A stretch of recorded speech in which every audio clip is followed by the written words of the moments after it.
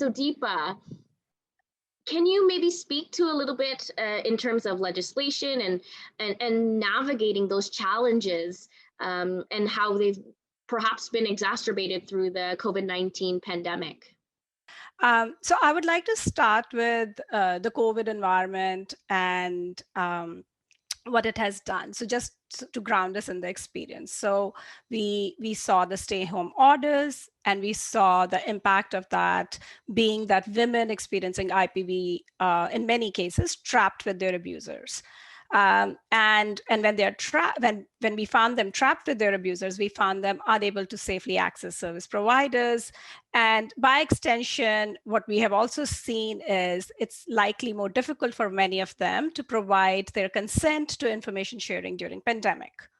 Now, one thing, Jessica, that I want to kind of touch base back to what you were talking about, that how we live in a society where different things impact different communities and different stakeholders in a very different experience. So the intersectionality of people's identities, their access to resources, whether it's because of being low income, because they are living in remote communities, because there is mobility restriction because of their capacities now in COVID environment, because of the bylaws in place, so on and so forth.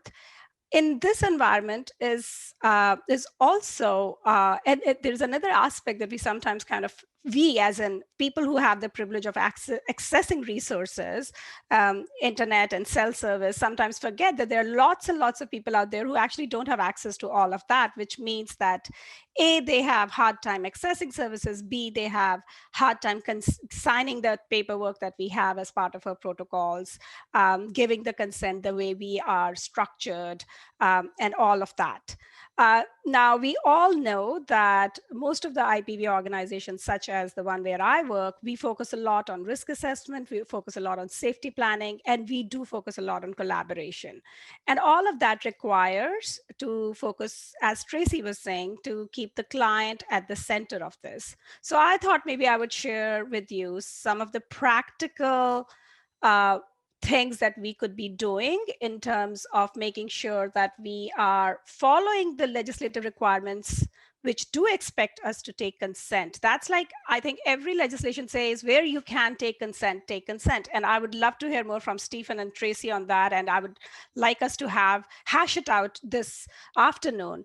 But every piece of legislation which has a point of entry to this topic says, take consent where you can. So which also is very much in line with the trauma-informed approach that the sector has, that we keep the clients at the center of it. But few things that could be done in this environment is making sure our websites are safe. So that's like one big piece. The second piece being that our electronic file storage system is safe.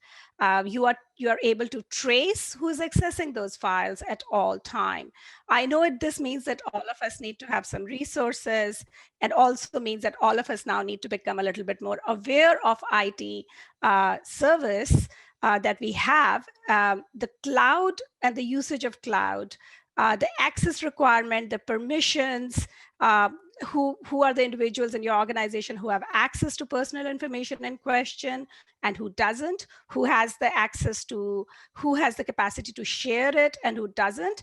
And other than legislation and the requirements of the legislation, because every organization also has their own structure, right? So if you have social workers, like my organization has lawyers, social workers, interpreters, all of them have their own protocols to follow, own legislation to follow. So developing best practices that includes information on all this cloud-based solutions that we are accessing these days. So basically what I'm saying for the long and short of it is that utilizing the systems that we have to its best, so that we know that we are A, collecting the information where we need, B, sharing it, but C, also making sure that we are not oversharing and undersharing, as Stephen was saying, because a lot of racialized communities, a lot of marginalized communities, as is, have a lot of lack of trust in the system. And the worst you can do is, by process of doing your service delivery, lose that trust, while your whole purpose of service delivery is to create that trust.